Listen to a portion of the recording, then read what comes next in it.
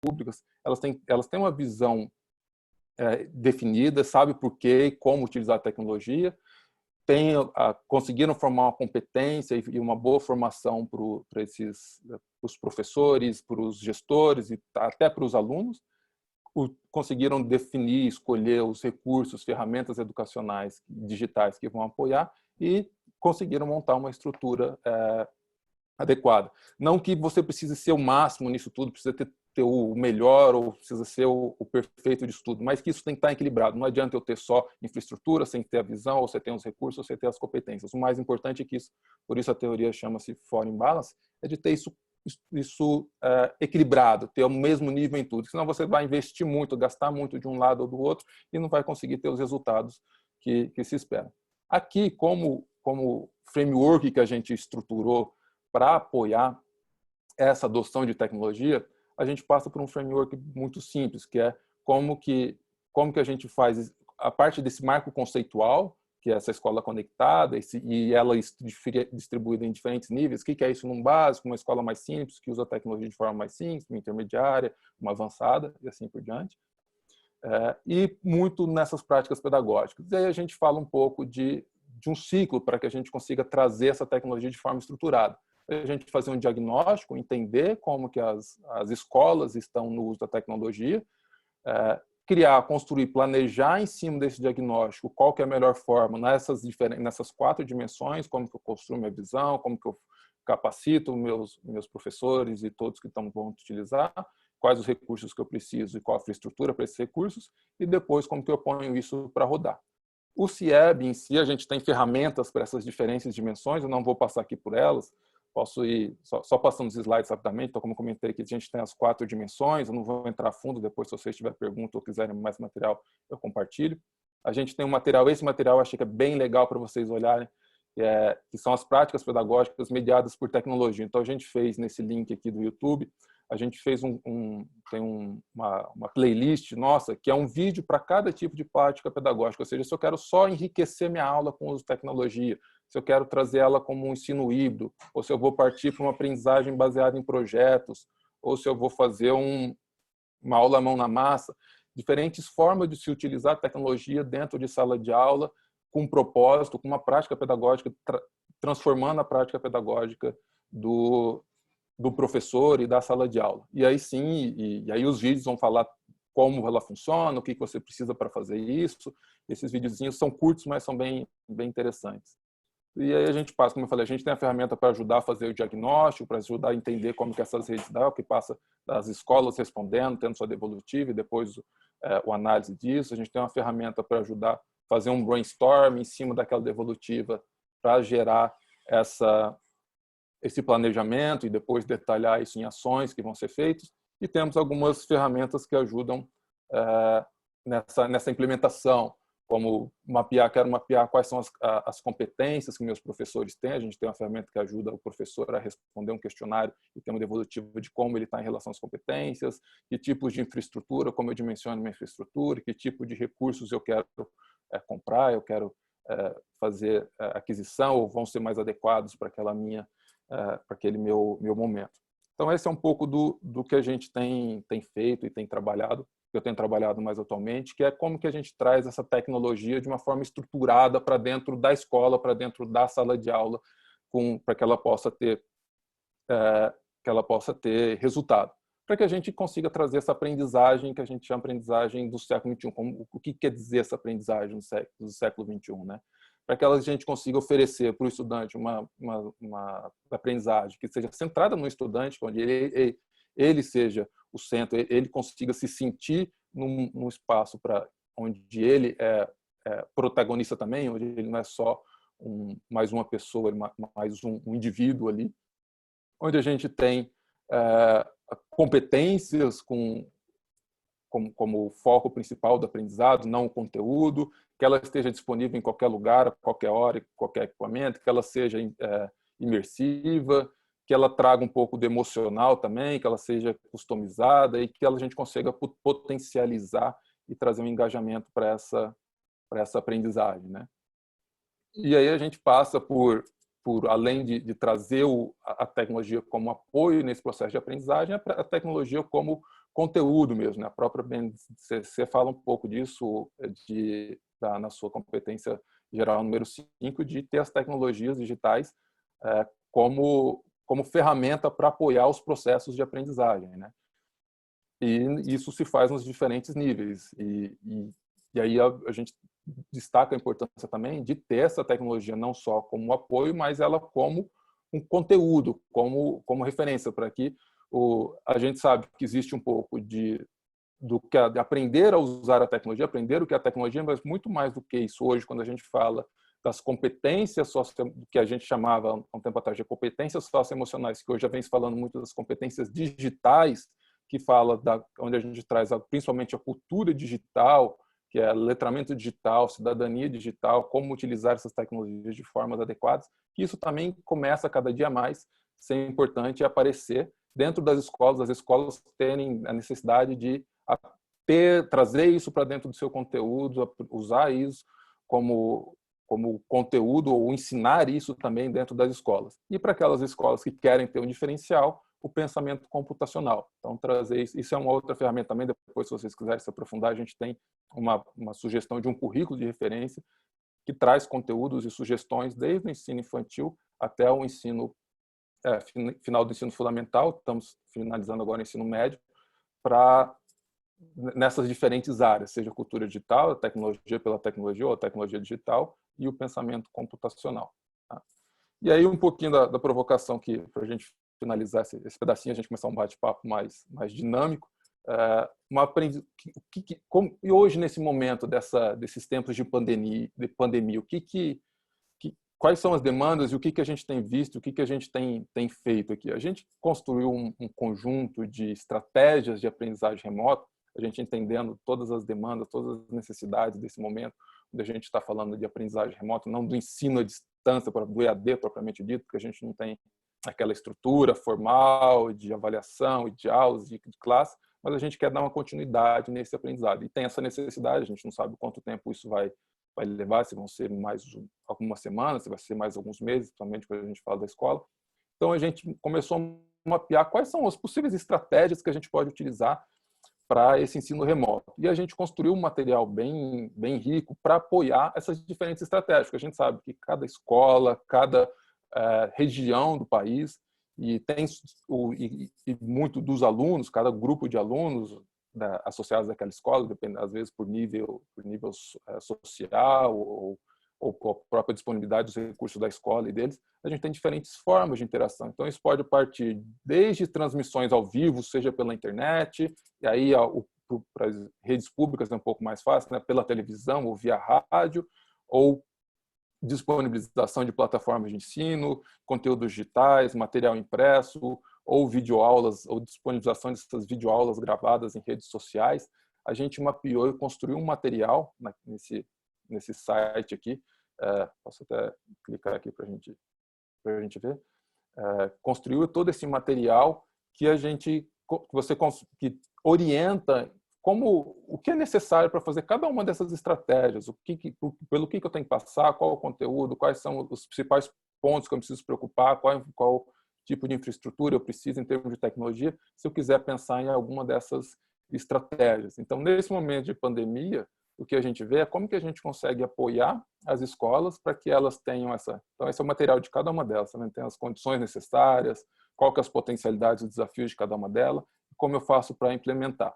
E aqui um pouquinho mais de organização do público, né? Esse daqui que é o que vale para qualquer tipo de escola. Então, nesse momento de pandemia, a gente vê muito como que a gente consegue, como que a tecnologia consegue apoiar esse momento de desafios, da gente trazer nesse novo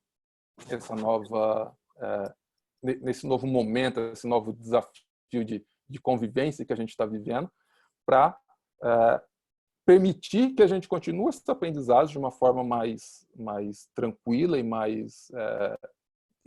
sem tanto impacto, para que o aluno não perca todo esse período de aula, de aprendizado, mesmo que, claro, com algumas limitações no aprendizado remoto, mas usando diferentes estratégias com o apoio da tecnologia para que a gente leve isso ou dê essa continuidade para o aluno nesse momento.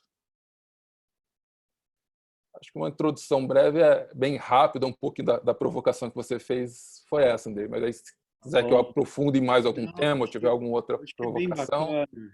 Desculpa te interromper, acho que é bem bacana agora a gente poder compartilhar e bater papo mesmo, assim, em relação à sensibilidade, o momento, né? É claro que, assim, você tem toda uma trajetória aí na iniciativa privada e hoje você está muito voltado para as questões de políticas públicas, fomentando, e a gente conhece, assim, um pouco dessa história e sabe o quão sensível são as instituições públicas hoje, né? É um contexto muito diferente e é até doloroso aí para nós todos, porque nós somos a parte privilegiada, né, Myron? A gente Uhum. sabe disso. Então, imagine o tamanho do teu desafio, como tem sido essa demanda nesse momento. Por outro lado, eu fico pensando o seguinte: eu pude contar um pouquinho da nossa história. Nós não temos uma cultura digital, né? Nós somos reconhecidos, temos uma trajetória linda e uma baita de uma reputação, mas nós fomos surpreendidos, como todas as organizações aí educacionais foram. Algumas um pouco à frente, porque já haviam alguns projetos iniciados, um pouco da cultura digital, mas nós é fato, nós não tínhamos é, dado passos assim relevantes para poder fazer frente a esse momento. E a verdade é que assim, com muito esforço dos nossos professores diante desse desafio, com muito desprendimento no fato de deixarmos de discutir filosofias, metodologias educacionais, nós abraçamos a causa com um olhar muito voltado para levar, sim, educação, mas para amparar as famílias. E, assim, o nosso engajamento foi muito impactante, a ponto de que hoje organismos educacionais e mesmo a comunidade carioca consegue perceber isso, tá?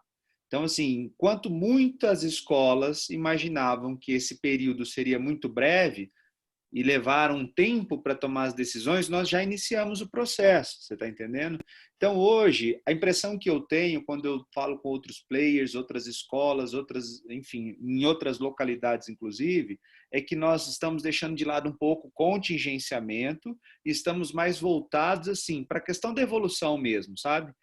Como quem Uhum. já vive uma cultura digital diferenciada. Então, acho que nesse momento, que eu diria assim, acho bacana aproveitar que você está aqui e compartilhar algumas ideias. E aí eu vou começar aqui com uma provocação, mas eu quero muito interagir com com o nosso grupo aqui, através do nosso grupo e com as experiências que eles estão vivenciando, né?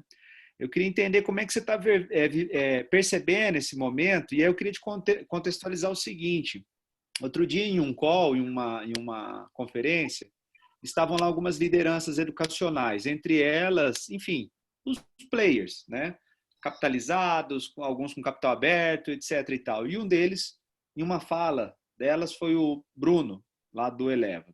Ele dizia o seguinte: olha, nós temos aqui um roadmap para a execução de tecnologia, focado em tecnologias educacionais, para um desenvolvimento em 3 anos. Nós tivemos que acelerar isso, né?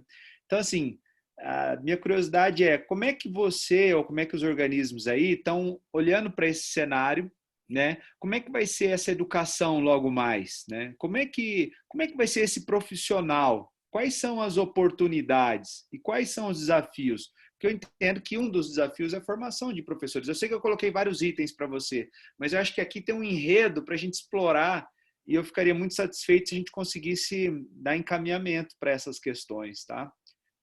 Uhum. Eu acho que esse momento, essa questão de existir um roadmap e de como que a gente consegue trazer isso de uma forma mais ágil e mais imediatista, pode até, talvez seja a palavra correta, nesse momento de mudança muito grande, eu acho que ele passa muito, e a capacidade de fazer isso de forma rápida, ele passa muito acho que vem um pouco, até porque o motivo pelo qual eu preferi abrir com essa introdução explicando um pouquinho desse nosso framework, vem de você ter essa cultura digital, a cultura do uso da tecnologia e ter isso de forma estruturada. Quando você tem isso bem definido dentro das redes ou dentro da escola propriamente dita, onde eu tenho claro por que eu vou utilizar, por que eu uso, por que eu vou utilizar a minha tecnologia. Nesse momento é importante ter claro qual o que eu quero, o que eu espero do uso da tecnologia. Eu quero só complementar algo que eu estou fazendo, eu quero realmente transformar o meu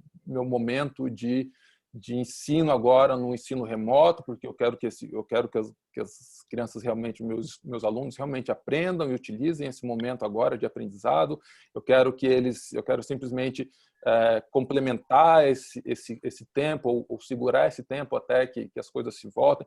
Eu acho que precisa ter muito claro o que se espera desse momento, o que se deseja, e para aquelas grupos, aquelas escolas que já têm isso de uma forma mais estruturada, aí sim passa de uma forma mais, e aí acaba sendo uma forma não mais simples, né, mas mais natural, de algo que se esperava fazer, e que é o que a maior parte está fazendo, que se esperava fazer daqui a alguns anos, num cenário de anos, se passa a fazer isso em semanas, que é como que eu vou preparar meus professores, ou pelo menos dar base mínima para que meus professores tenham a capacidade de interagir usando essas ferramentas, como que meus alunos conseguem responder, conseguem ficar principalmente engajados nesse momento de estar participando, de conseguir realizar o aprendizado de uma certa forma até autônoma com as orientações remotas ou com interações ao vivo, como a gente está fazendo, mas de uma certa parte de uma forma um pouco mais autônoma do que o tradicional. E aí conseguir, e se você já tem um pouco dessa cultura, que é o importante para que isso seja feito de uma forma mais tranquila, você consegue ter essa cultura, fica muito mais fácil você pegar esse roadmap que seja de 3 anos, 1 ano, 2 anos, ou mesmo que não tinha algo que você imaginaria que gostaria de fazer nos próximos anos, mesmo que não tenha algo tão definido, e consegue trazer essa tecnologia para apoiar esse processo agora. Porque, queira ou não, a gente já tem muito, todos nós, eu nem gosto de falar isso muito, porque todo mundo fala isso, mas a gente já tem no dia a dia a cultura digital, a gente já usa a tecnologia, já vinha utilizando, alguns mais, alguns menos, mas todo mundo já utilizava muito a tecnologia a partir dos nossos smartphones. Eu acho que, como você falou, a gente está numa classe ou num grupo mais privilegiado, que tem essa capacidade, tem essa disponibilidade de fazer isso. Então, a gente já utilizava muito isso mesmo, e aí mesmo no setor público, que eu tenho tido contato, a gente vê que boa parte, mesmo as classes médias, até uma boa parte das classes mais baixas, tem esse uso já. E da educação isso ainda estava um pouco distante. Então, a gente tem que utilizar, é a ferramenta que a gente tem nesse momento para conseguir direcionar esses esforços. E aí, a capacidade a forma de conseguir, ou como que a gente consegue trazer isso de um espaço de tempo que seria anos, para fazer isso em semanas, é uma capacidade de conseguir ter a clareza e a organização de como eu quero fazer. E aí é importante entender que tipo de estratégia de ensino eu vou utilizar, que tipo de estratégia de interação eu vou utilizar com esses meus alunos, para que a gente possa preparar, como você disse, preparar o professor, preparar a infraestrutura, preparar o conteúdo. Talvez o conteúdo precisa ser revisto, precisa ser reestruturado, e aí sim começar a endereçar essas diferentes dimensões para serem atacadas, né? Entendi. Eu vou compartilhar aqui, porque já tem algumas inscrições, tá? Aqui no chat. Professora, pode ir, o teu microfone está aberto, pode ir. Posso falar? Pode. Sou eu? Sim. Boa tarde. Então, eu gostaria de falar um pouquinho aqui em relação à nossa prática, né? Tem a Virgínia também, que é da área de tecnologia da nossa escola, e a questão da cultura digital, a gente já trabalha há muitos anos na escola. Na verdade, esse trabalho ele é desenvolvido dentro da nossa prática, né, com projetos interdisciplinares. A prática de educação à distância e o uso de uma plataforma, né, paralelo a isso, que não ocorria. E eu acho e acredito que os alunos estão conseguindo participar de toda essa dinâmica por conta dessa base que foi construída no decorrer dos anos.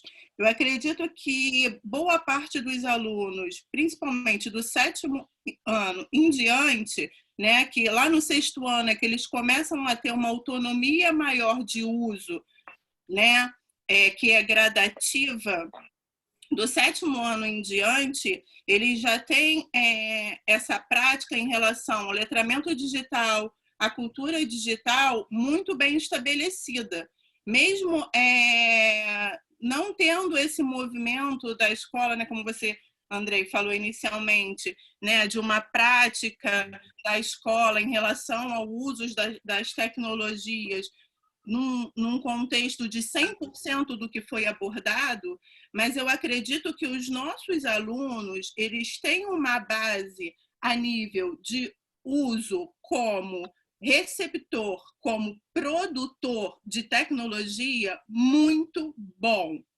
Assim, quando a gente vê, né, o avanço das séries, as produções de trabalhos e o nível de produção que nós pedimos enquanto educadores, através do uso da tecnologia, a interdisciplinaridade que acontece dentro desse processo e o produto final que chega às nossas mãos, eu acredito que, de repente, as pessoas não se davam conta de como eles são produtivos tecnologicamente falando, né? Porque, por conta da prática na sala de aula, nem sempre todos conseguem ver o que eles fazem num espaço de laboratório de tecnologia, né? Ou o compartilhamento que acaba acontecendo dentro da própria sala ali. Mas eu não concordo que a nossa escola está muito aquém nessa questão de letramento digital, de produção tecnológica. Eu acho que eles são muito melhores do que muita gente imagina. E os trabalhos do primeiro trimestre, né, eu posso falar isso em relação ao 6º ao 9º, vai surpreender a muitas pessoas, porque os nossos alunos, eles são preparados, eles têm capacidade tecnológica. A gente não trabalha só a questão da tecnologia pela tecnologia, a gente trabalha a questão da tecnologia desde o primeiro ano do ensino fundamental, com a questão da tecnologia no ambiente social, da importância do que é fato, do que é fake, né? De levá-los a refletirem sobre tudo o que acontece no mundo digital. Eles não trabalham só o computador pelo computador ou o smartphone pelo smartphone. Existem vários momentos de reflexão, de levá-los a ter dúvida mesmo para eles se colocarem. Então, acho que esse primeiro trimestre mostrou, até mesmo a nível como instituição, quão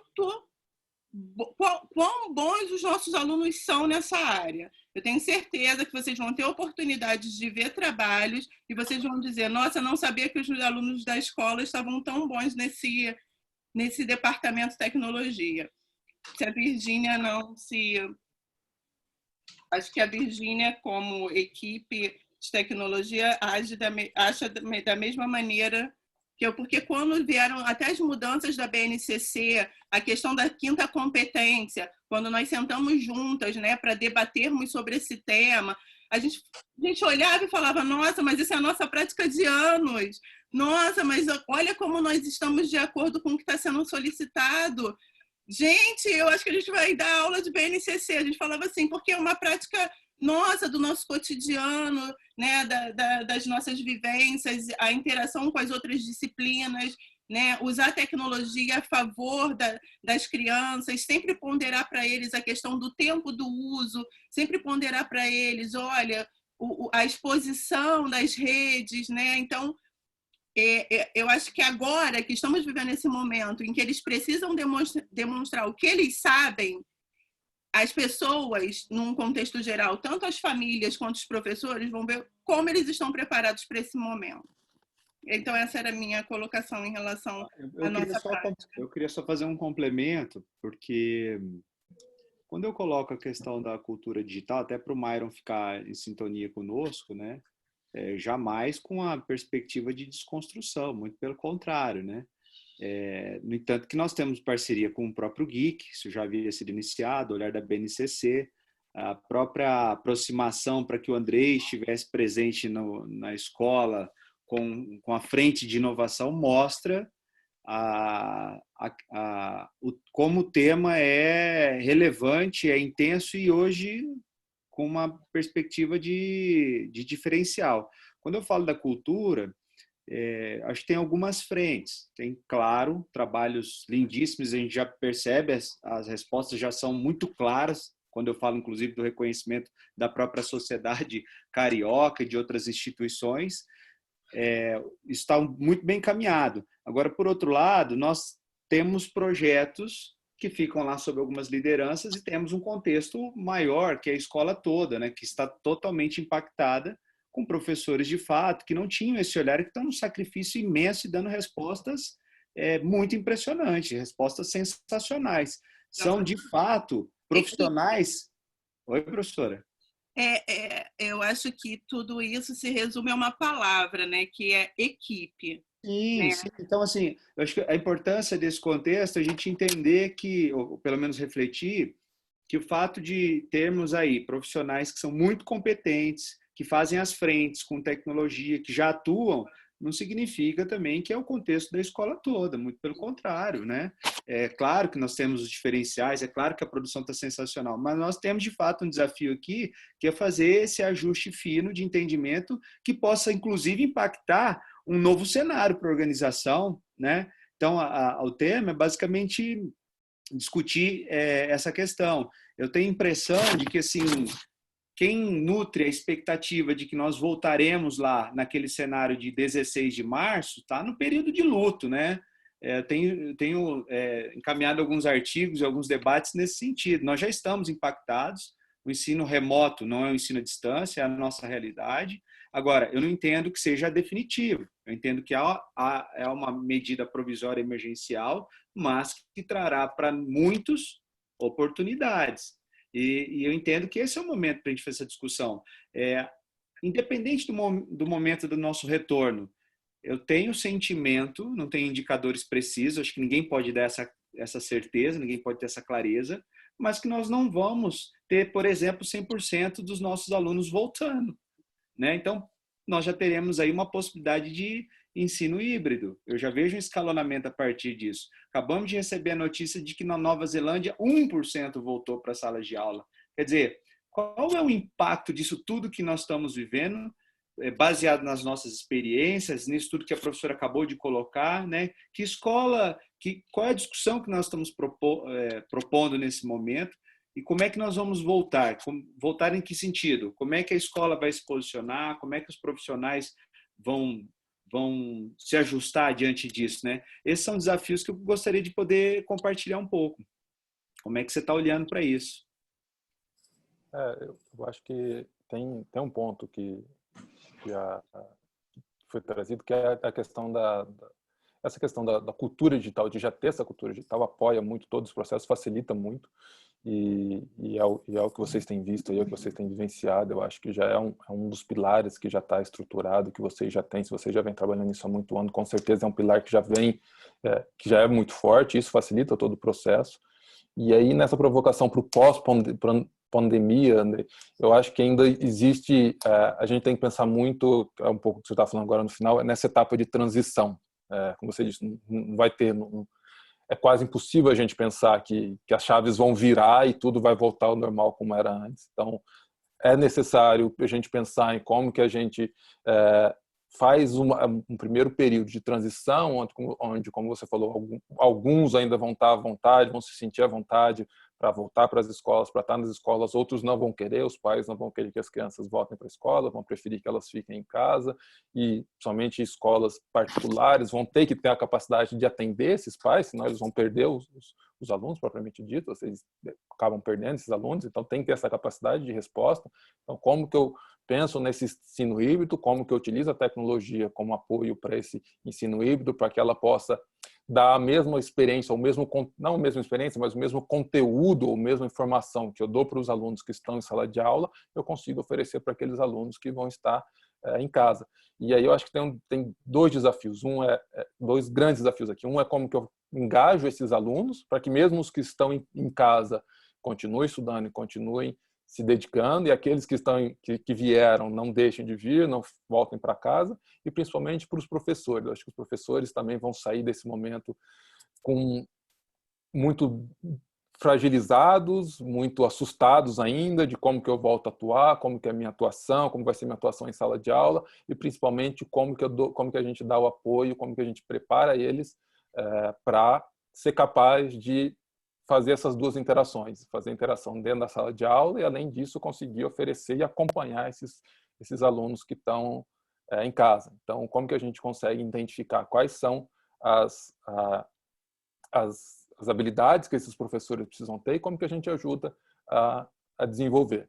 Um caminho que a gente aqui tem vislumbrado é definir claramente qual vai ser a estratégia de ensino que vai ser utilizado para esses alunos e definir o ensino híbrido, vai ser através de videoaulas e o portal e o Geek, que no caso de vocês, que eu vi que vocês já estão usando, começaram a usar esse ano, o Geek que vocês estão utilizando vai ser o meio para o qual a gente vai continuar fazendo a evolução, a entrega do conteúdo e a evolução.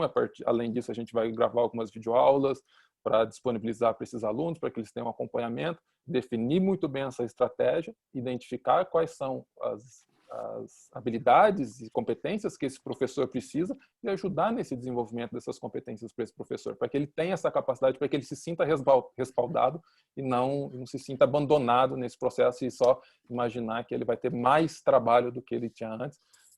Infelizmente, na verdade, um pouco vai ser, porque ele vai ter que atender de duas formas diferentes, mas a gente precisa apoiar ele nesse processo para que todos estejam juntos como um time, como vocês falaram. Perfeito. Eu vou compartilhar aqui algumas questões que estão chegando através do chat, tá?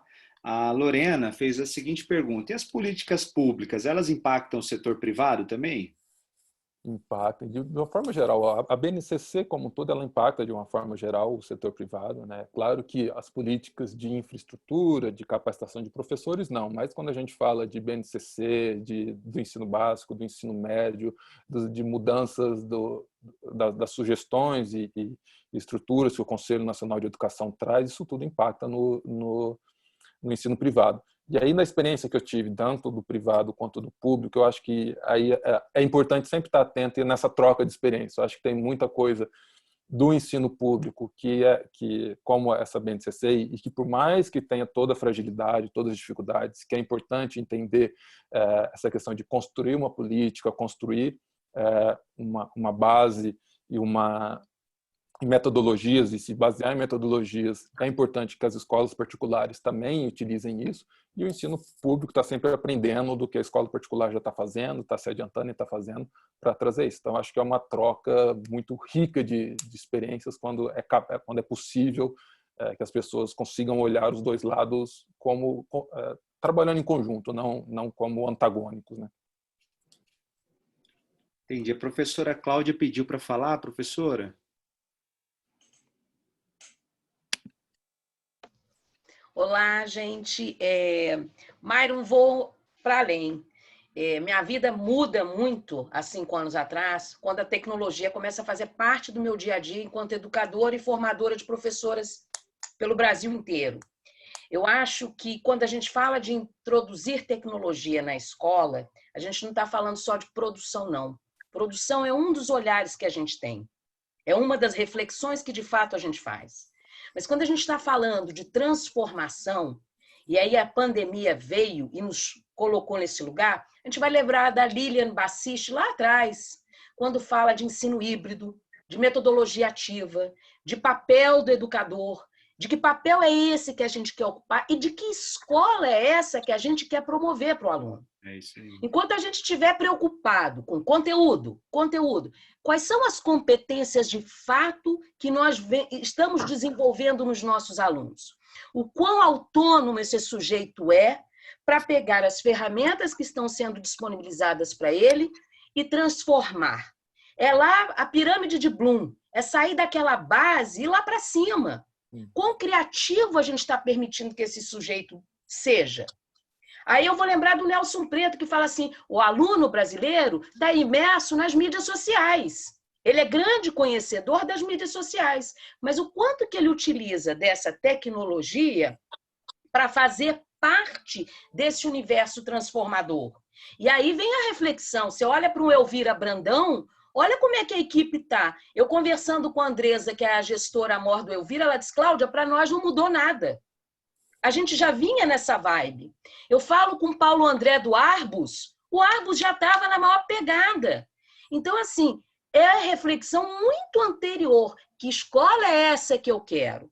Porque eu preciso mobilizar a família para ela entender que aquele conceito de escola que ela tinha para ela, esse conceito está deixando de existir. A gente fala de política pública, hoje a gente está questionando aí como é que vai ficar o Enem. Ontem eu participei de um encontro com a equipe do CIEP, lá da Cláudia, da Raquel Oliveira. A gente sabe que o Conselho Nacional de Educação, de fato, está pensando em postergar. Isso não chegou para o público ainda. Por quê? Porque são uma série de fatores. Esse jovem da escola pública brasileira não vai dar conta disso.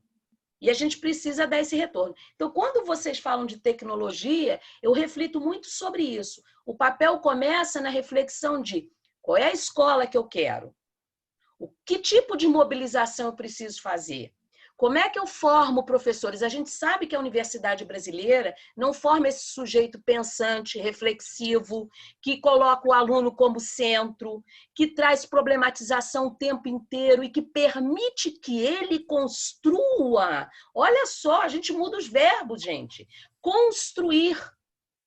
Não é só conhecimento pelo conhecimento, conteúdo por conteúdo, a gente já percebeu que não nos leva a nada. Ou a escola aproveita esse momento, entende que é chegada a hora dela rever o seu papel e o quão significativa ela é na vida desse sujeito, não vai acontecer isso, Mairo.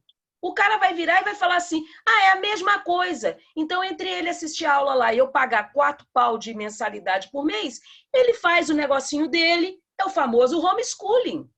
Então, eu acho que a gente tem que ter muito cuidado, eu acho que a gente tem que pensar e refletir na formação do profissional, o quão atualizado ele está, o que ele entende de ensino híbrido, o que ele entende de metodologia ativa.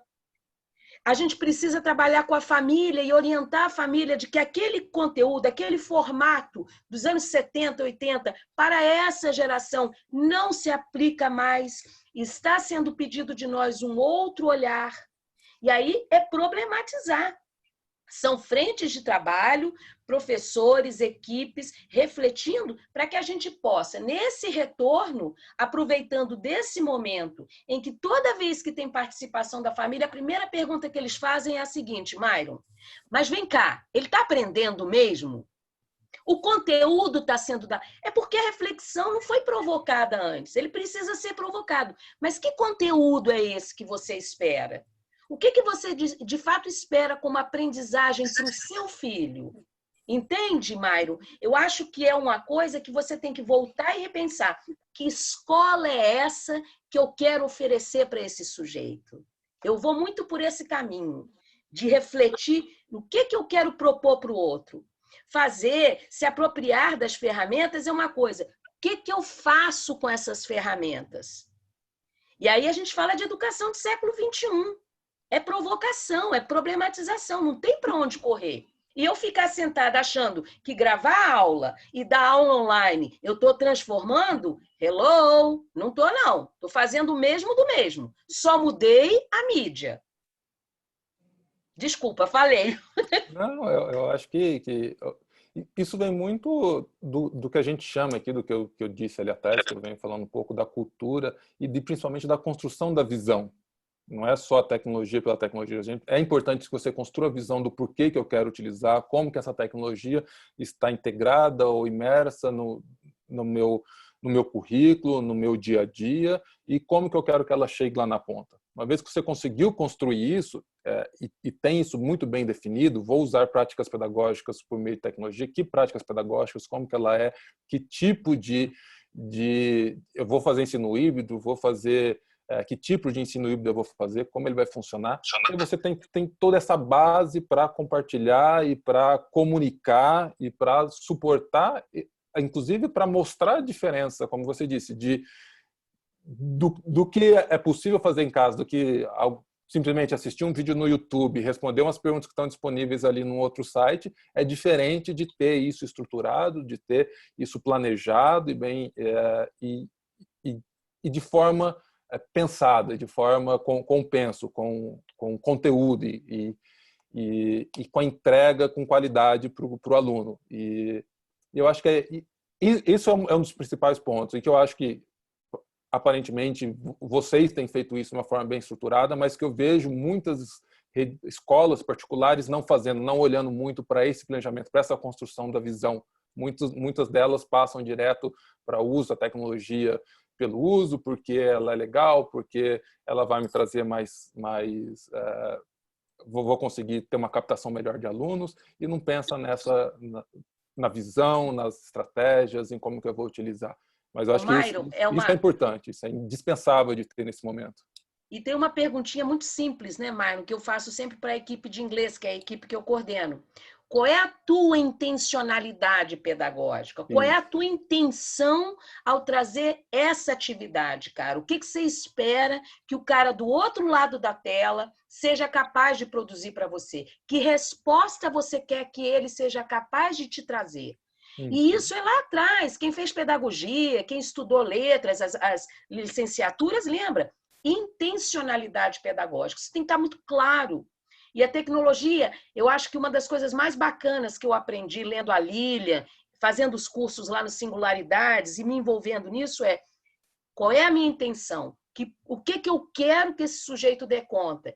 E ter a tranquilidade de saber que nem tudo está no meu controle, nas minhas mãos. Está muito mais. Quando você entra por esse caminho, você tem que permitir essa leveza de entender que terão momentos em que você não vai estar, de fato, no controle.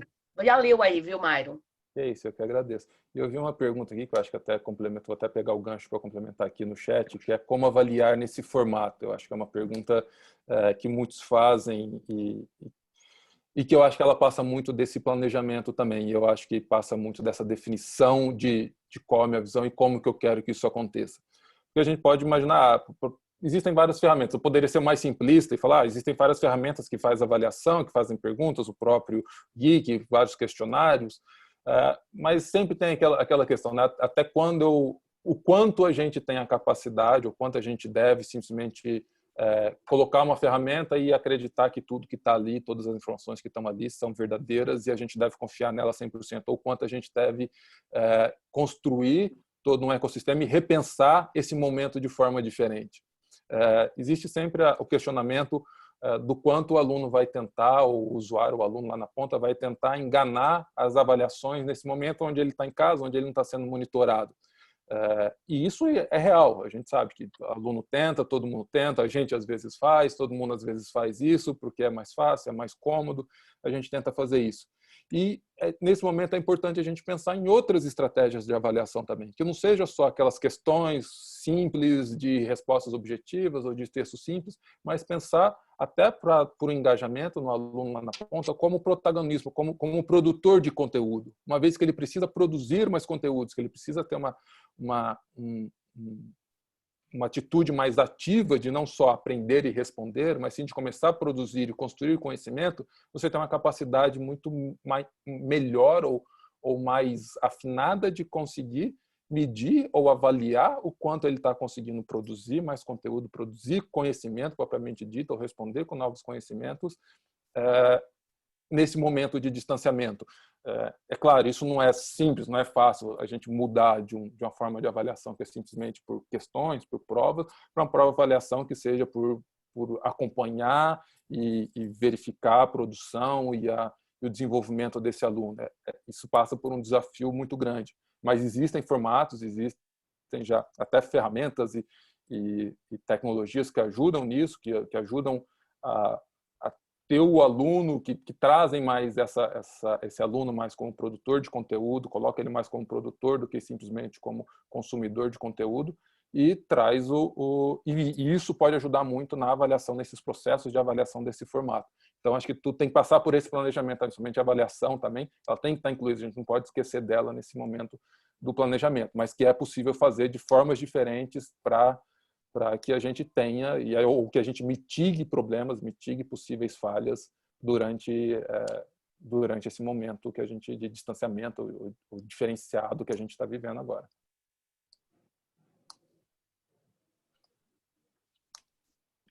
Mais alguma perguntinha no chat aí, Myron? Não, o que eu tinha visto aqui, os outros foram só comentários, mas o que eu tinha visto de pergunta mesmo foi só essa.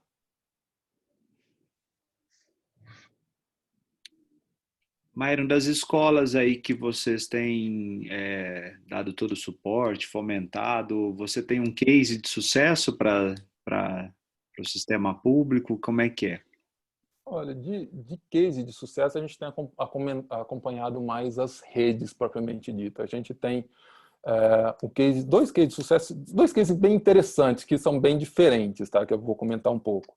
Um é o case do Amazonas, onde eles já logo no começo das primeiras semanas, eles já tinham essa estrutura de aula via satélite para atender as comunidades ribeirinhas, e eles mudaram essas aulas via satélite, que já tinham estúdio, toda uma infraestrutura lá, para essas aulas via TV. E aí eles passaram a transmitir essas aulas na TV em tempo integral, conseguiram parceria com as escolas, com as TVs locais lá. Então, Manaus e várias cidades do Amazonas têm feito isso, têm feito essas transmissões, essas aulas ao vivo e acompanhado, e o caso deles, os feedbacks que a gente tem recebido, que a gente tem tá em contato com eles lá, tem sido de bastante sucesso. A porcentagem de alunos que têm assistido, têm acompanhado, têm participado e continua ativa e engajada nesse momento é muito grande. Até porque eles usaram um meio que eles conseguiram, identificaram rapidamente um meio que era mais fácil chegar naqueles usuários. Então, eu acho que esse é um caso de sucesso bem interessante. Eles continuaram com a avaliação tradicional, eles estão fazendo a avaliação da forma tradicional, eles mudaram só a forma de entregar a aula, o conteúdo, e os alunos continuam interagindo. Então, eles passam a aula, disponibilizam o material por meio de um portal que eles já tinham e mandam a avaliação por meio desse portal, ou para aqueles que não têm acesso via internet, eles mandam disponibilizam na escola, eles vão buscar na escola, eles mandam para a escola e eles tem um planejamento lá para eles irem buscar na escola esses materiais. E o outro é de Mato Grosso do Goiás, desculpa, de Goiás, que ele já começou. Goiás ou Mato Grosso do Sul? Agora fiquei na dúvida. Acho que é de Goiás. Que eles estão já com processo, eles estão usando uma plataforma, uma LMS, né, para entregar conteúdos e alguns vídeos, mas a maior parte é conteúdo digital, textos, imagens e alguns vídeos. E para aqueles que não têm acesso, eles estão entregando o conteúdo impresso. Eles estão mandando para casa dos alunos o conteúdo impresso. E o que é mais o que tem de interessante no de Goiás é o acompanhamento que eles estão fazendo. Então, diariamente, cada professor tem que mandar um relatório de qual foi todas as interações que ele fez com os alunos, como que essas interações ocorreram, e com isso eles têm conseguido mapear o que está acontecendo, como está acontecendo, quanto desses alunos está acontecendo, e até corrigir e apoiar os professores nesses processos. Então, essa experiência de Goiás é interessante porque ele traz o apoio ao professor através desses relatórios diários que o professor tem que preencher. É um relatório longo, eu vi até cansativo, até um pouquinho chato para preencher, mas ele é bem rico para que a rede possa conseguir dar esse apoio para os professores nesse momento, de orientar, trazer, dar formação, conteúdo, formas diferentes de interagir para que ele consiga manter esse contato direto com os professores. Perfeito. Alguém mais quer interagir, quer perguntar?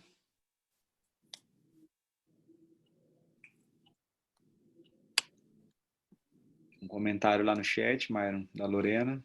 Não. A Lorena?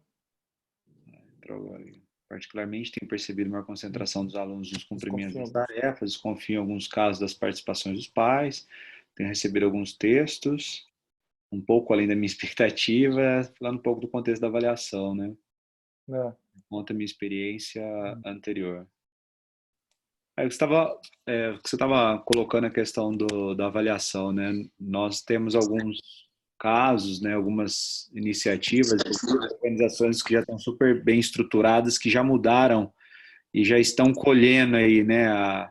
Um resultado super interessante na avaliação. Quer dizer, perderam o controle, mas já assumiram isso e começaram a fazer avaliações através de skills, de modelagens a partir de assessment, né?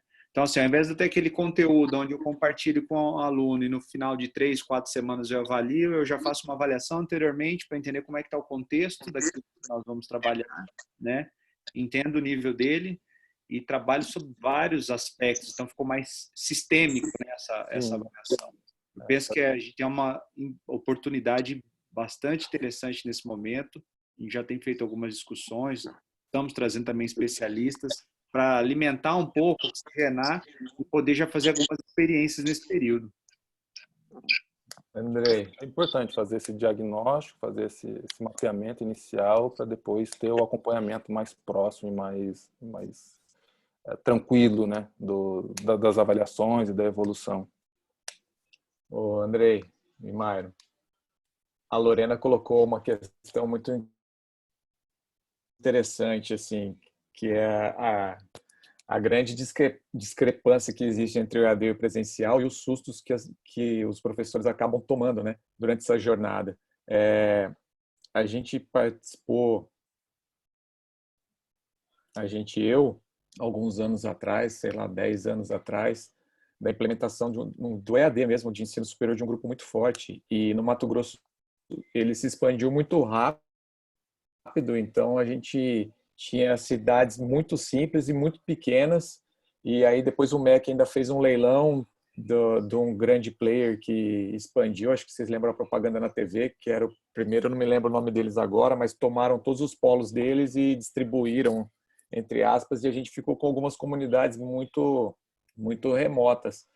E aí vinha a relação do entendimento de que, e depois se concretizou depois de 4 anos, né, dos cursos de pedagogia, no começo eram 3 anos, depois passou-se a 4 anos, de que o desempenho dos nossos alunos em pedagogia era melhor do que do aluno do presencial.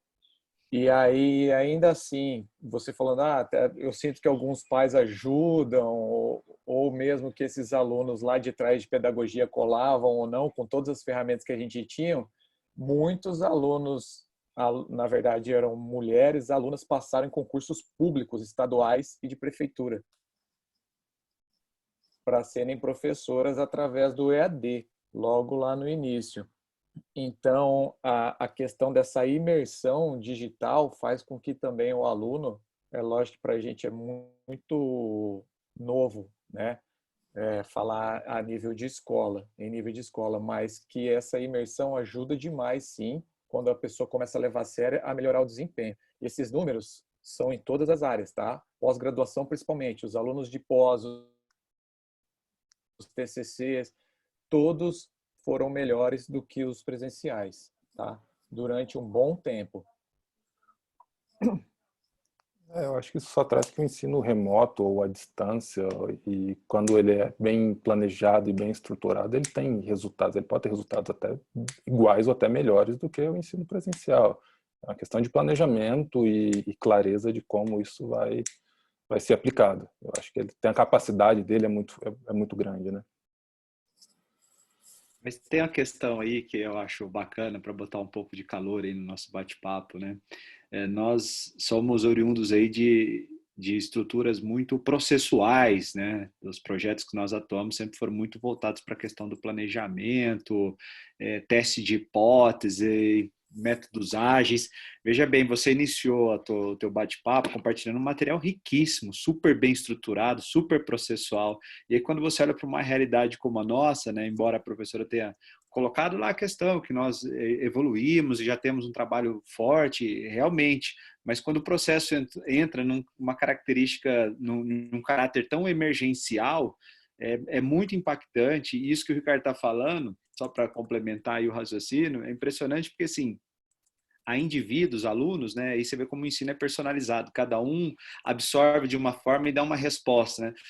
Ontem nós tivemos depoimentos de uma reunião aqui de uma mãe que dizia como ela ficou impressionada com o comportamento do filho, a atitude dele, como ele evoluiu no contexto educacional e até de aprendizagem.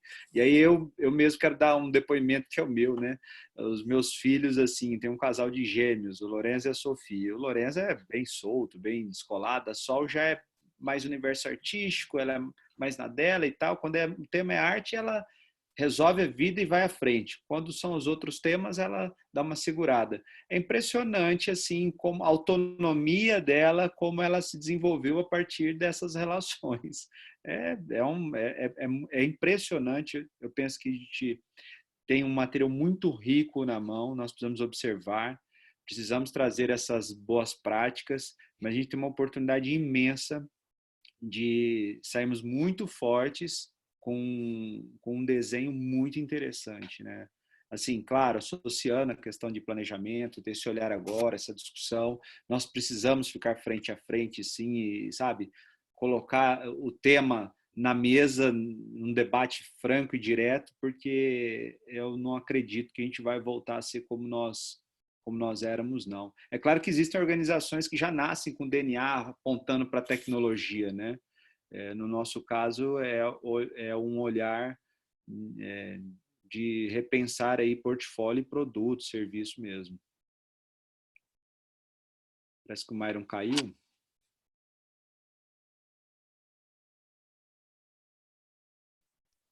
Caiu. Está em São Paulo, lá está mais complexo, eu penso. Casa de Andrei. Oi, professora. Oi, a gente estava aqui no chat agora, enquanto o Mário volta, falando sobre essa questão da adequação da experiência do EAD do ensino superior, né? Quando você tem alguém, o Ricardo deu um exemplo excelente, pessoas em cidades do interior que não teriam acesso ao ensino superior, se lançam naquilo, eu tenho exemplos na minha família disso, de ascensão social por conta do estudo à distância. E a diferença que foi a gente ser jogado no meio do nosso EAD, que não é EAD, mas sem ter fomentado isso, né? A Cláudia comentou ali que o 8º e o 9º anos, ela tem sentido muita autonomia deles. É um grupo de 14 alunos que você tem à tarde no bilíngue. Não é a realidade do jovem que foi jogado nisso junto com a gente. Então, eu vejo duas variáveis muito interessantes, né? O peso que nós, professores, estamos carregando de ressignificação com um tempo muito curto, né? Viva os tutoriais do Ricardo, que deram para nós um conhecimento em tempo recorde, e o aluno que está sendo também levado para isso. Eu queria perguntar para ele, na volta, ele mostrou vários modelos ali de inserção da tecnologia na escola. Eu estou muito incomodada com o nosso modelo de full-time online, aulas ao vivo o tempo todo também, botando as crianças de 7h30 a 1h, assistindo a aula como se estivessem na escola. Eu queria perguntar para ele dessas outras possibilidades, dessa mistura, enquanto estivermos distantes, né? E eu sei que algumas escolas estão fazendo isso, aulas ao vivo e aulas dirigidas, né? Sem serem ao vivo, porque assim, transpor a escola presencial para o remoto, apenas ligando a câmera e dando aula, acho que também não é o ensino remoto. Não é ensino remoto, a gente está só mudando o ambiente, né? E isso é muito difícil para nós professores, né? Nos despirmos dessa docência à frente da turma e reinventar tudo, né? Reinventar o lugar, o espaço, a maneira, o conteúdo. Eu não estou contra de reinventar toda, não. E agora eu falo, Lúcia, especialmente para os pequenos, os menores, porque a conta Lúcia, lá do final não resta dúvida de que darão conta. Eu entendo essa questão da autonomia e entendo que dentro de uma formação, numa graduação, é desafiador para o adulto também, que os nossos alunos estão se adequando, e quando você fala assim, uma turma de 14, 15 alunos, são 14, 15 alunos de idades diferentes e com posturas e maturidades diferentes, mas que estão precisando se reinventar. Mas eu acho que o grande desafio está muito além do que o aluno, eu acho que está posto para nós. É o meu reinventar e pensar o tempo todo como é que eu vou chegar nesse sujeito e fazer. Foi aquilo para mim. Eu tenho eles hoje muito mais pertencedores do grupo bilíngue do que no dia 13 de março, sexta-feira, quando os vi pela última vez. Estão muito mais partícipes, estão muito mais presentes. E aí o que acontece? É a reflexão daquilo que eu estou produzindo e pensando, será que isso de fato mexe com o meu aluno? E as discussões, você que tem acesso e está acompanhando, as discussões têm sido discussões muito mais profundas do que eu imaginava que pudessem ser. Nós estamos falando agora, gente, só para a equipe poder entender, de favela. E nós não estamos falando ainda da favela brasileira. A gente está falando de favela do mundo. O que é favela? Tem sido bárbaro ouvi-los e ler o que eles têm produzido. Então, eu acho que o momento é desafiador. Eu acho que a gente também tem que levar em consideração eles não estão tendo outro tipo de interação com o mundo. Então, é claro que eles vão se dedicar absurdamente aos trabalhos. Eles não têm mais nada para fazer, entendeu? Então, eles ficam esperando um desafio novo para dar o melhor deles. Eu recebo cada trabalho que eu fico encantada. Às vezes, você está exausta. Eu sento para corrigir os meus trabalhos, vocês podem ver, eu tenho uma pequena, eu sento para corrigir, é com ela no colo, às 9 horas da noite, 10 horas, e eu paro para botar uma observação que no dia seguinte eles já fizeram as mudanças, porque eles não têm outra coisa para fazer. Então, por conta disso, a participação vai ser maior. Mas se eles tivessem uma festa para ir, seria como na escola, eles não iriam se dedicar tanto. Então, a gente também tem que ter essa visão. O que é real e o que é possível. Então, o que é possível nesse momento? Eu destinar toda a minha criatividade, todas as minhas opiniões, que vai para a escola, porque ali eu vou fazer um trabalho bonito, eu boto minhas crianças para assistirem do outro e todo mundo bate palma. Então, eles querem ser aplaudidos, então eles querem dar o melhor, né? Eu acho que, por conta disso, também a gente vem recebendo cada vez trabalhos melhores, eles querem tirar as dúvidas, o que não acontece na escola. Por quê? Porque quando ele sai da escola, ele vai para uma academia, ele vai para uma festa à noite, ele tem várias coisas para fazer. Nesse momento, eles não têm nada para fazer. O que eles têm para fazer é a escola. Se a gente for parar para analisar, eles estão com toda a sua criatividade, potencialidade voltado para a escola. Então, a escola ter voltado, para muitos deles, foi graças a Deus que as aulas voltaram. Ser online o tempo inteiro, ser parte do tempo online, é mais ou menos assim, graças a Deus eu tenho alguma coisa para fazer. Que bom! Né? Pelo menos eu estou vendo dessa forma. Até mesmo quando eles se colocaram, porque eu fiz um trabalho inicialmente com o 9º ano, falando sobre isso. Né? O adolescente, né, Lúcia? Foi logo um dos nossos primeiros trabalhos, o adolescente em meio à situação de isolamento social. Então, assim, os textos, né, que eles colocaram, o quanto eles estavam esperando para retomarem as aulas, porque eles não tinham nada para fazer. Que bom que eles estão produzindo tanto, que eles estão lendo tanto, porque eles têm tempo, né? É ali onde eles vão extravasar a criatividade. Eu acho que seria assim, porque eu acho que se a vida tivesse normal, a gente estaria recebendo trabalhos bem parecidos com o da sala de aula, mesmo sendo uma aula remota, enfim, porque eles teriam outras 1000 coisas para fazerem. Enfim. Eu gostaria de fazer exatamente essa colocação que a gente está fazendo hoje na escola, o trabalho que nós estamos executando, a dedicação, tudo que nós estamos fazendo é devido às circunstâncias, o que está aí. O que vai acontecer à frente em outras circunstâncias, ou seja, com outras possibilidades, nós vamos ter que estar, eu acho que fazendo até isso, pensando sim, mas vendo que hoje nós praticamente não tínhamos outra opção também, né? Para a gente poder desenvolver esse processo da aprendizagem, buscamos instrumentos, recursos, aprendemos, mas estamos tendo um retorno e podemos dizer, ao meu ver, muito positivo, mas todo em cima de uma circunstância, desse momento, como ele se apresenta. A partir do momento em que eu não tenho mais isso, se mais à frente eu não tenho mais corona, eu não tenho mais o isolamento social, nós vamos ter que repensar muitas coisas, mas não dá para ter uma bolinha de cristal para dizer, não, eles vão voltar melhores, piores, vão voltar ou não vão voltar. Nós estamos numa situação ímpar, né? Muito atípica, acho que acertando dentro do que estamos propondo.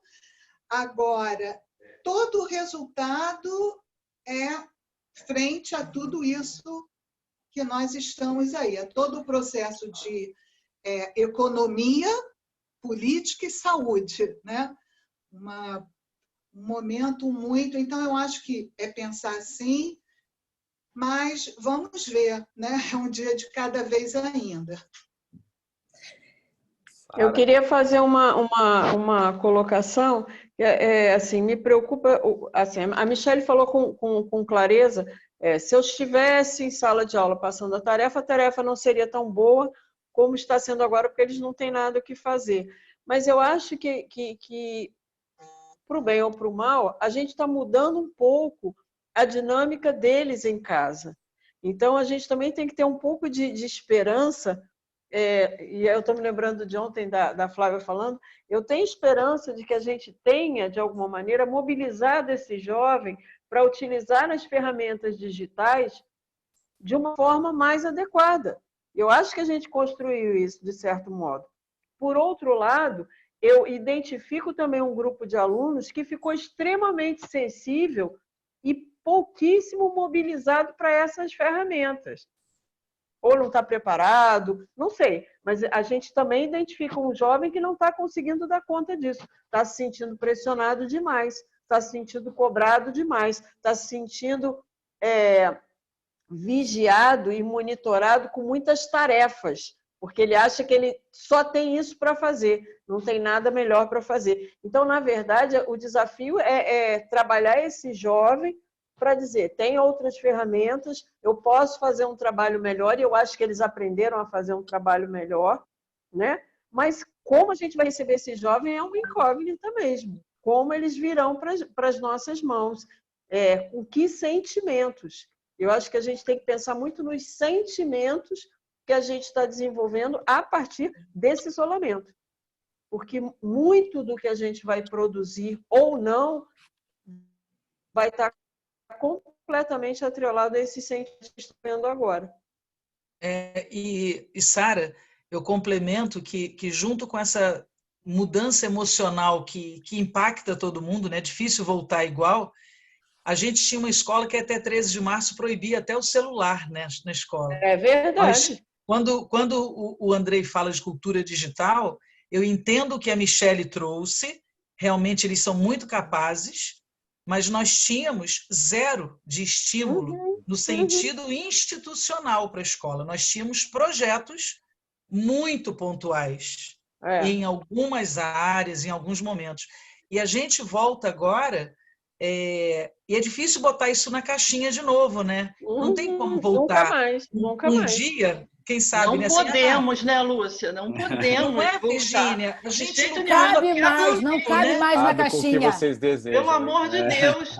A gente levou tanto tempo, né? Tudo é tão lento na nossa escola para a tecnologia, e foi, os cuidados eram, né, era um cuidado, tudo, mas olha, vamos cuidar disso melhor, e aí a gente adianta. Não, vamos pensar mais um pouquinho sobre isso, e a gente adiava. E a gente não adiou nada na hora de entrar. Vamos embora. Estamos juntos, vamos embora. Está igual as crianças, vamos embora. O Ricardo falava, vamos trocar o pneu com o carro andando, e eu falava, como? Vai capotar. E a gente eu não quero perder isso. Eu quero todo mundo usando tecnologia na escola de algum jeito, com a intenção que a Cláudia falou, com tudo isso, mas a gente não pode voltar um passo para trás. Não pode. Sabe o que o Fundamental 2 mais pergunta? O Classroom vai acabar? Vocês vão fechar essas salas?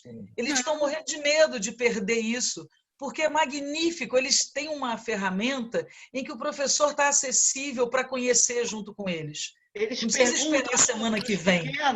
Eles perguntam, você dá atividade, eles perguntam, mas vai ter tarefa de casa? Eu falei, como assim? Tarefa de casa? Vocês já estão em casa fazendo tarefa, ele pergunta se tem tarefa de casa. Mas tem dois lados também, né, Lúcia? Eu recebi uma mensagem às 10h30, às 7h30 da manhã, o aluno me perguntou assim, mas você não recebeu o meu vídeo? Eu mandei ontem à noite. Eu falei, eu também durmo. Vou passar para a professora Márcia, que quer fazer uma interação, professora. Fica à vontade, está contigo. Obrigada, Andrei. Andrei, eu estou adorando ouvir as pessoas falando desse segmento e eu sinto uma enorme necessidade de troca também com as pessoas que estão vivendo a realidade da educação infantil.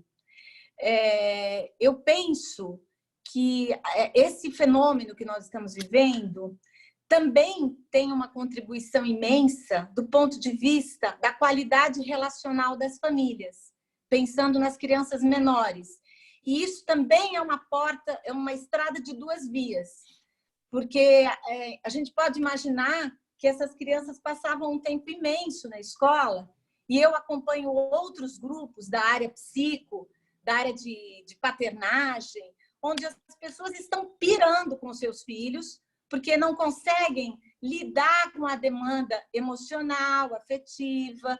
E aí eu vejo um crescimento, pelo menos no meu olhar, de outros estudos que têm se firmado em relação ao que seriam os conteúdos da educação infantil nesse caso, né? Será que é tão importante assim o letramento, que eu vejo que a cultura ainda é essa, né? Eu escuto as famílias, algumas dizem assim para mim: nesse momento eu acho que a aula de psicomotricidade de música seriam as mais importantes. E outras famílias não estão presentes nessas aulas porque tem que dar conta da escolaridade do filho mais velho ou da aula com a professora, que é aquela aula onde a gente está considerando os conteúdos também. Então, assim, eu fico pensando como que eu posso tocar as poucas famílias que estão chegando no maternal 1, no berçário, sem engajar a mãe. E aí, um dos recursos que eu tenho trazido para engajar a criança é falar da natureza, é falar do outono, do sol, do vento. Hoje eu fiz uma aula e fui lá embaixo procurar folha. E eu vejo como a criança se conecta rapidamente com uma experiência da dimensão lúdica e da dimensão da natureza. E o quanto que isso pode gerar saúde. Se a gente for começar a pensar o que vai ser essa criança do maternal daqui a 7 anos, 5 anos. Porque a gente também está fazendo a gente está lidando com uma base psicoemocional, motora. E a gente está falando de uma realidade inexorável, porém, a gente também tem que dar conta desse outro lado, do ambiente, desse corpo físico. A Isabela tinha falado ali como é que fica essa questão do corpo da criança, que estava em movimento e que agora está dentro, restrito, e que a mãe está dizendo, olha para a tela, a mãe está querendo que o bebê olhe para a tela. E por mais que eu tente conversar com a mãe, olha, mãe, deixa o seu bebê, vamos conversar, gente, de que maneira eu posso ajudar você? Vamos ficar de pé? E a mãe, não vou ficar de pé, não. Né? Então, acho que eu adoraria ter esse fórum de discussão também focado para as crianças menores, para essas questões que eu estou colocando.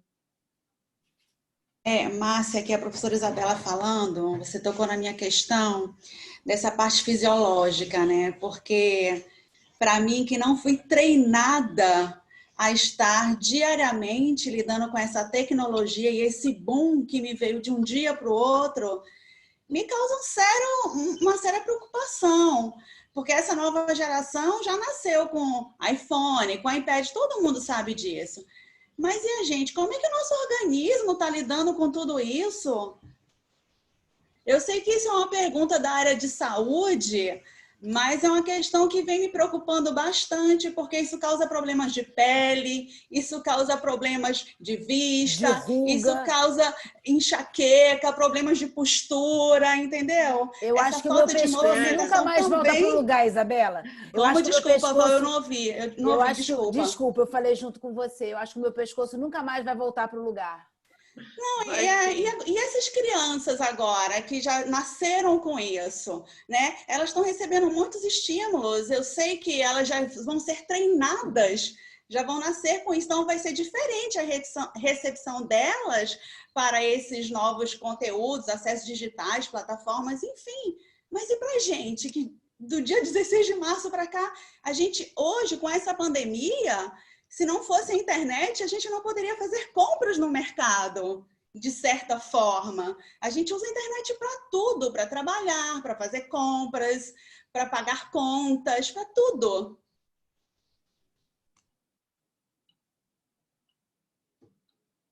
O que eu posso contribuir para vocês é dizer o seguinte: como disse a professora Márcia, a própria Isabela, né?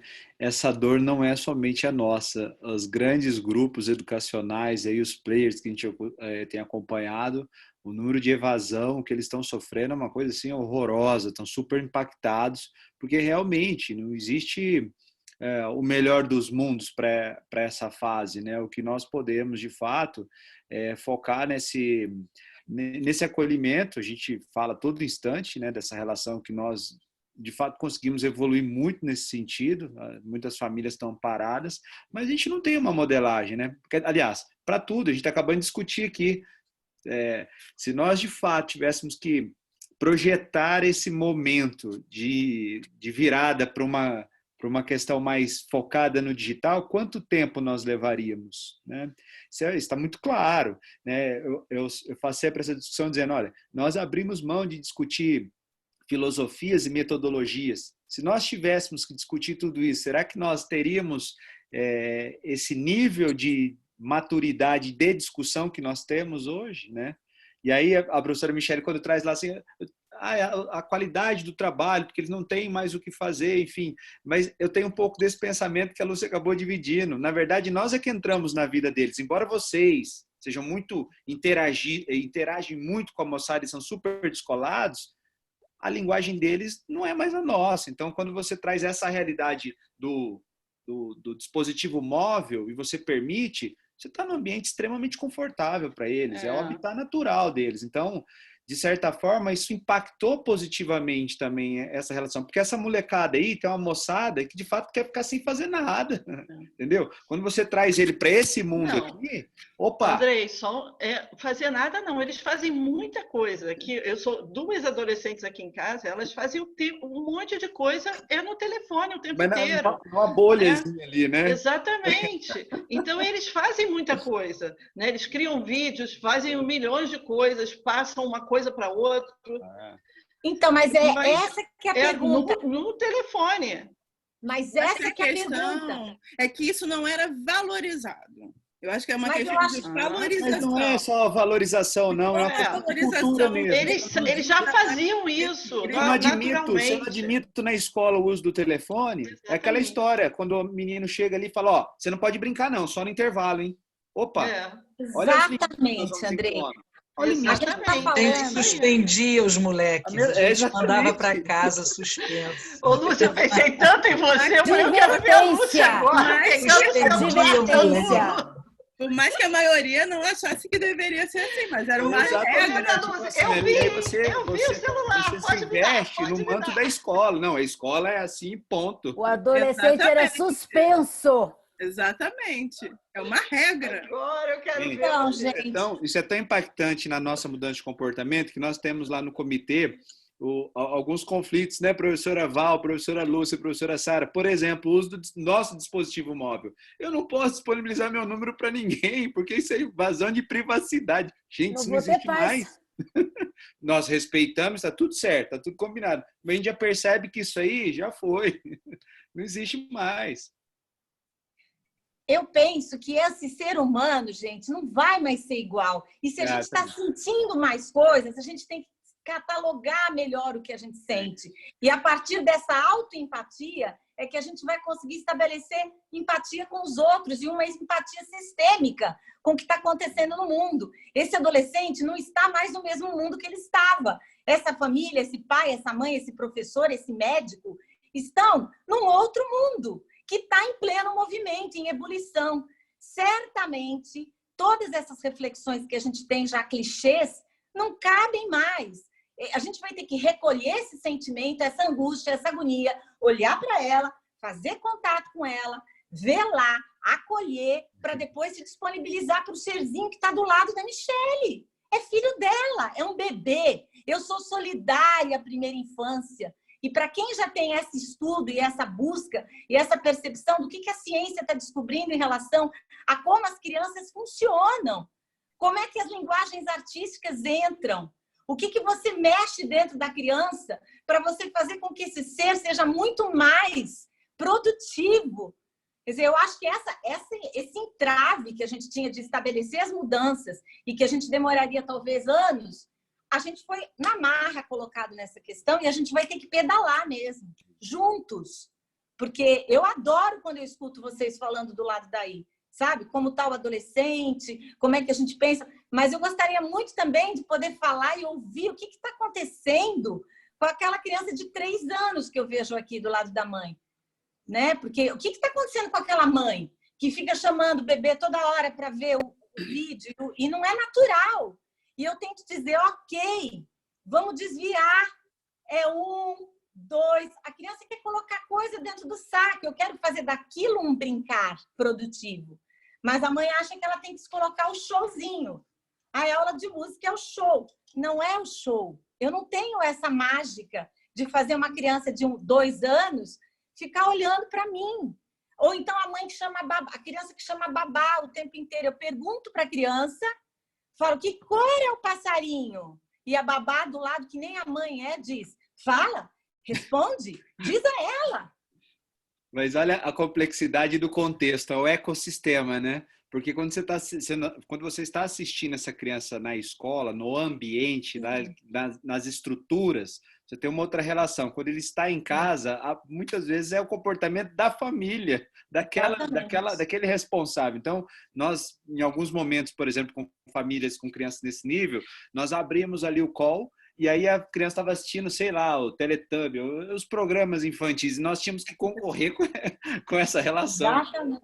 Ou com o bolo na mão, né? O lanche, um monte de brinquedo, aula de música. A criança pega um teclado e começa a tocar sem parar. Agora, a professora Cláudia Amorim fez ali ela contextualizou, olha, gente, nós já tivemos que atender de forma emergencial, esse é o momento. E o outro momento é incerteza, nós não sabemos como enfim. Eu concordo demais. Ao mesmo tempo, eu entendo que nós temos a oportunidade de fazer discussões menos superficiais e mais profundas, porque, assim, é meu sentimento, só desculpe, eu não estou aqui com a ciência do meu lado, não estou respaldado, só uma vivência de 20 anos com educação, em grupos educacionais, em inovação, etc. e tal, dentro dos colégios, em sala de aula. Eu tenho um sentimento que nós não vamos voltar mais como antes. Sim. Não vamos voltar mais, né? Seja porque nós estamos machucados, né, por conta dessa cicatriz, né, de famílias que hoje há muitas famílias hoje que se posicionam dizendo, gente, se voltar amanhã aí, eu quero dizer o seguinte, até o finalzinho do ano aí, eu quero ficar nessa modalidade aí. Tá ótimo assim, viu? Tá ótimo. Então assim, acendeu uma luz aqui. Como é que nós vamos trabalhar? Porque se nós hoje buscarmos alguns modelos educacionais, e a escola americana, não é que eu sou fã nem nada disso, mas eu acompanho e conheço alguns casos de sucesso, eles já trabalham com ataques nucleares, bombas, enfim, guerras químicas, desastres naturais. Então esse povo não sentiu nada. Eles estão lá, a todo vapor. A todo vapor. Eles não sentiram, mas está lá. A proposta pedagógica, o currículo...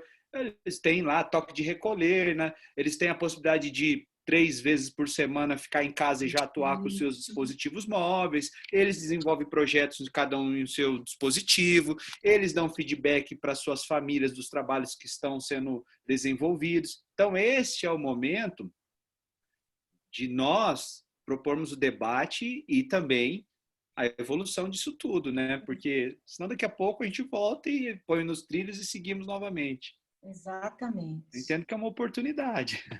Também.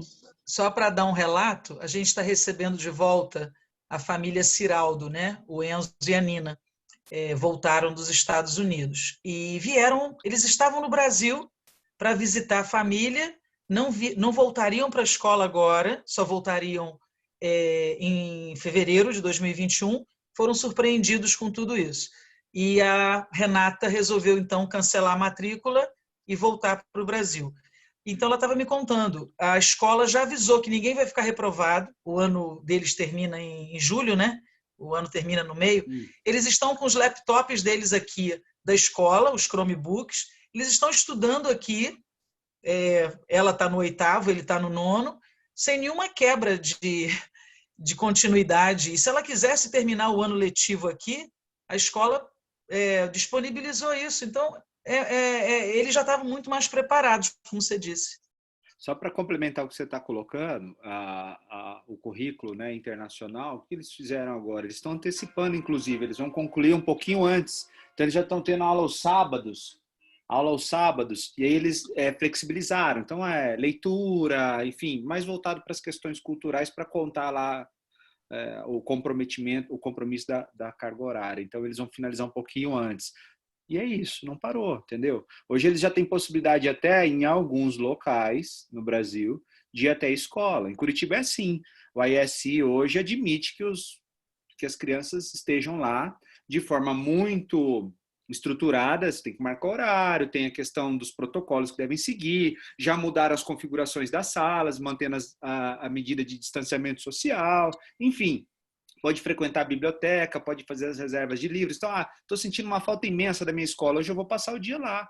Eu vou desenvolver as minhas atividades lá, não necessariamente na sala de aula, posso ficar na biblioteca, posso ficar no outro espaço em comum, mantendo os critérios, evidentemente, mas eles estão seguindo a vida.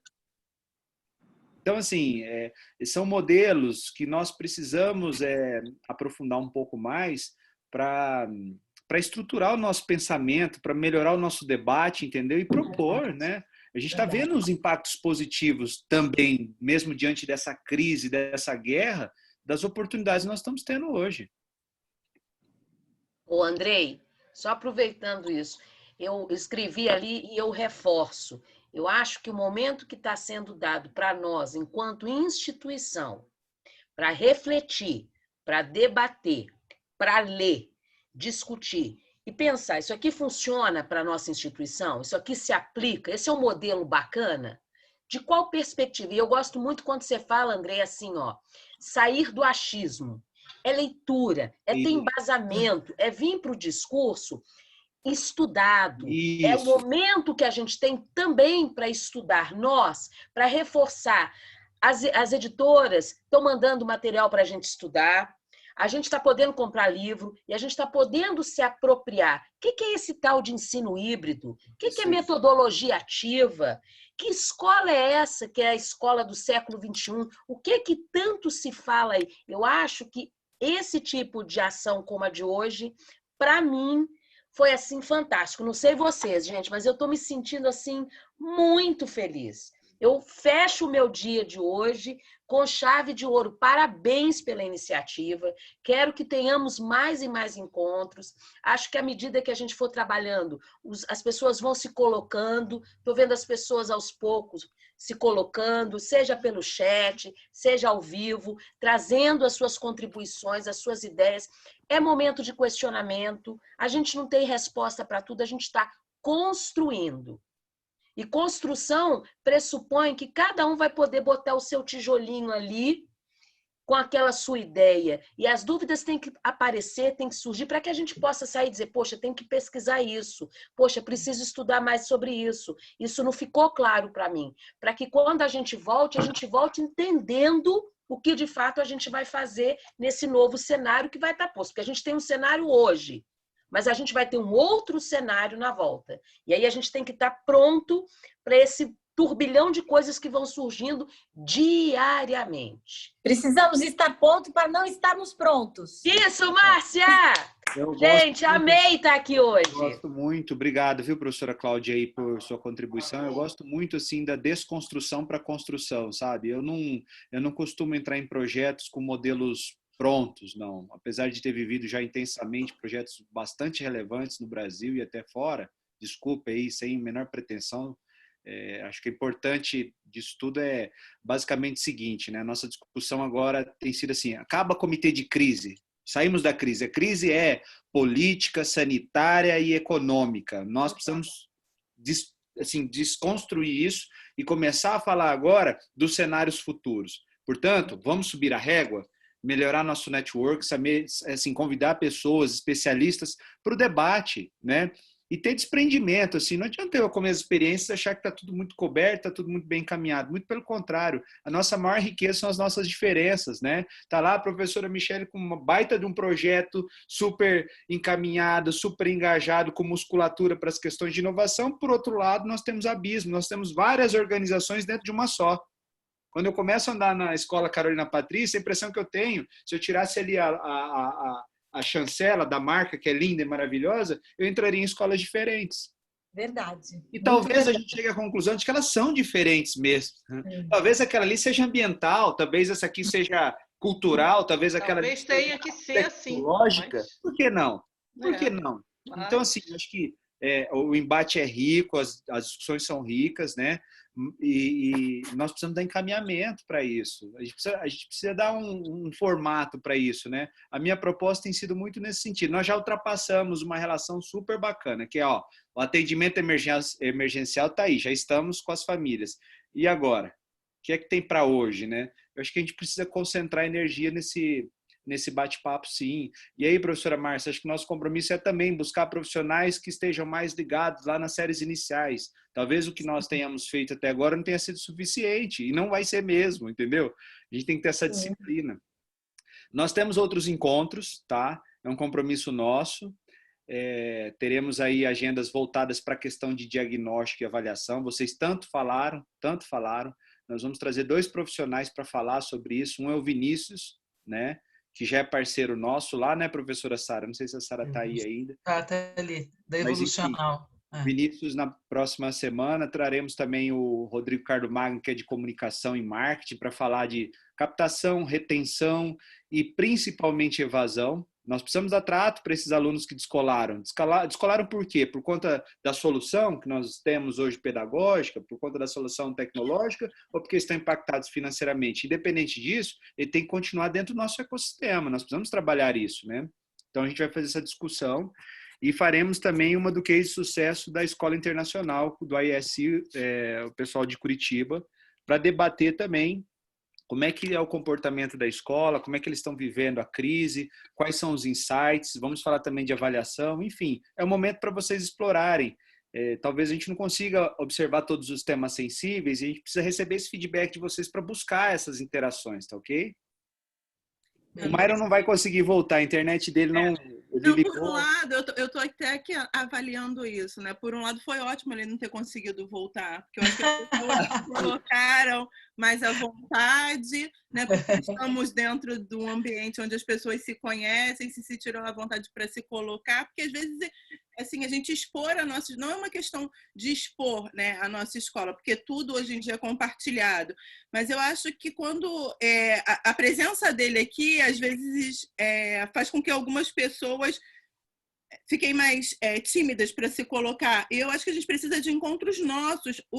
Os palestrantes são importantes, sim, mas eu acho que a equipe em si, os professores, cada um tem uma vivência, cada um tem um feedback diferente dentro da sua área, dessa troca acontecer, porque eu acho que infelizmente, né, eu acho que na nossa escola acontecem muitas coisas boas que não são compartilhadas, que não chegam à direção, né? E a gente tem um potencial maravilhoso enquanto equipe de segmentos, enquanto escola, e a gente precisa de oportunidades para expor isso, né? Para colocar isso. Eu acredito que fazendo com que esse movimento aconteça mais constantemente, outras pessoas vão se sentir mais à vontade de se colocar.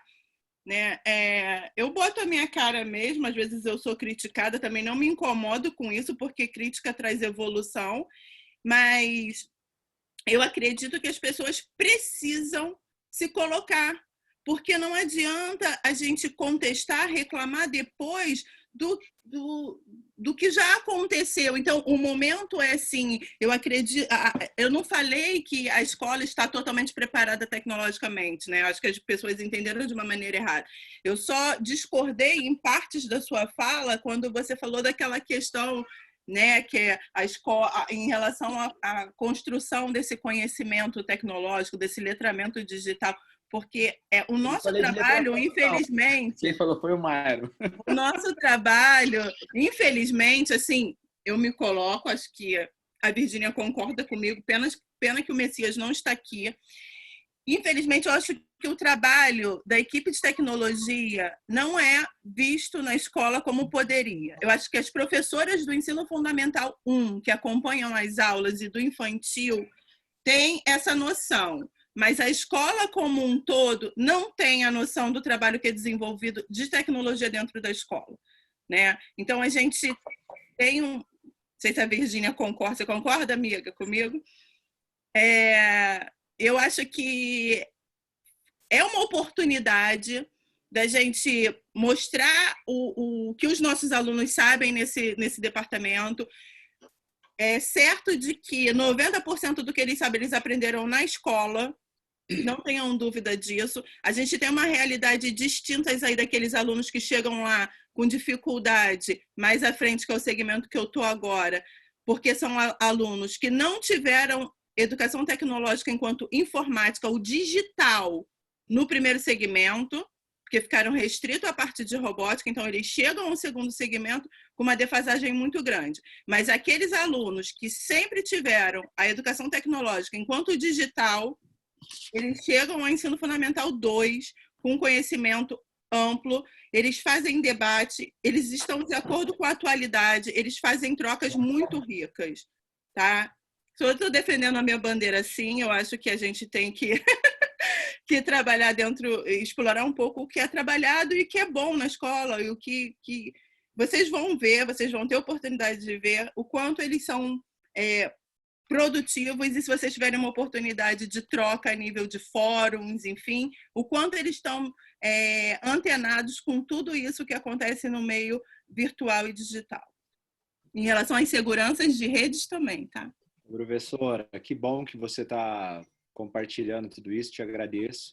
Eu queria muito que você tivesse a oportunidade de poder me conhecer, porque talvez teu coração fique mais leve, né? Não, você entrou alfinetando. Com certeza.